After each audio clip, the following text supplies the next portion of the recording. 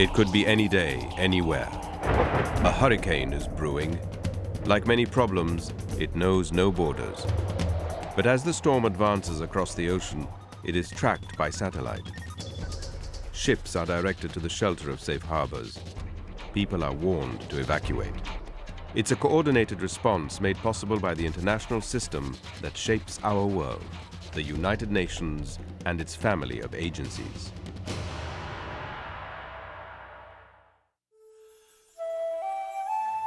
When natural disaster strikes, the United Nations is often the first on the ground, working with governments, aid groups and volunteers to bring emergency humanitarian relief.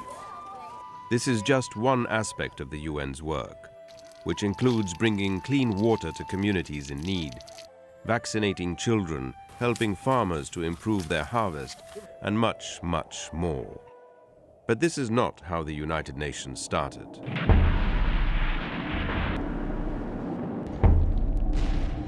After the devastation of World War II, the world needed a workshop for peace, a way to avoid the scourge of war. The solution? An assembly of nations where leaders of countries, big and small, could debate and seek consensus on common action. Today, the United Nations is the one truly global forum with 192 nations represented in the General Assembly.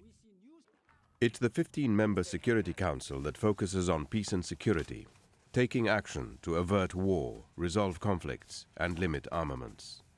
It hasn't always worked, but since 1945, the UN has brokered countless peace settlements, and it now keeps the peace in many places across the globe.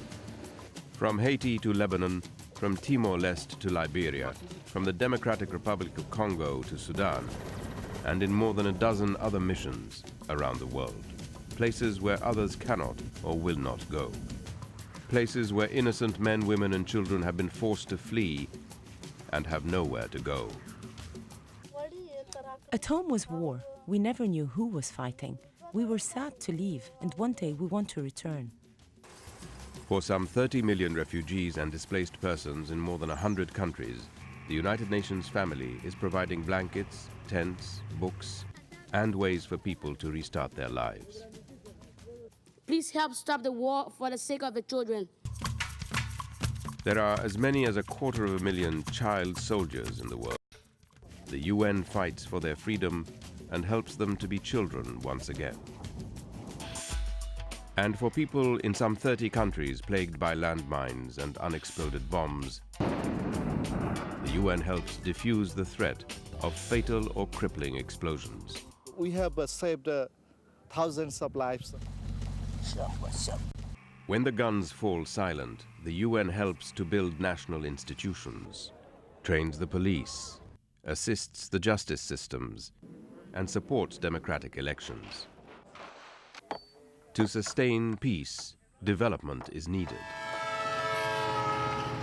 Development that includes the poorest, almost 1 billion people on Earth, 1 out of every 6 who struggle to survive on less than $1 a day.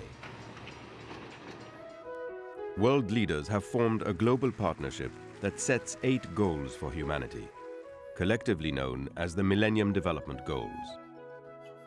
To end extreme poverty, to combat disease and hunger, to promote gender equality, and ensure environmental sustainability.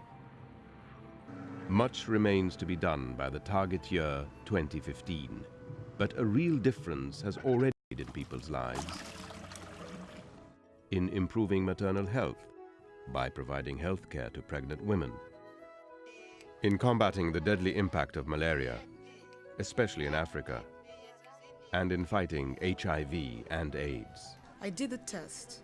My husband also did the test. Both tests were negative. The UN has seen great success in combating disease. Smallpox has been eradicated. Today, the UN is making strides in tackling polio, measles, and other preventable diseases. We can point to undeniable progress. 3 million more children now survive each year. An additional 2 million people receive treatment for AIDS, and millions more children are in school. Schooling is a basic human right, one of many enshrined in the United Nations Universal Declaration of Human Rights, adopted in 1948. Decades later, it is still the standard against which all societies and all governments are measured. No government today dares to say that the Universal Declaration of Human Rights is none of their business. Still, for all too many, respect for the dignity and rights of human beings everywhere remains a distant vision. The United Nations dispatches independent experts to investigate complaints of human rights violations and urges governments to uphold their responsibility to protect civilians. Today, more than ever, the world needs united action to face the many challenges of the new millennium. We hold the future in our hands. Together, we must ensure that our grandchildren will not have to ask why we have failed to do the right things and left to them to suffer the consequences. The consequences of a planet in peril. Today, the United Nations is urgently supporting its member states in partnership with civil society and people of goodwill to reach a global, comprehensive and effective plan of action that will address climate change.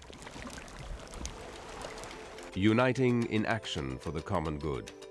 That's what the UN is all about, today and in the future, so that years from now, whenever and wherever the clouds gather, people in need can still find shelter from the storm.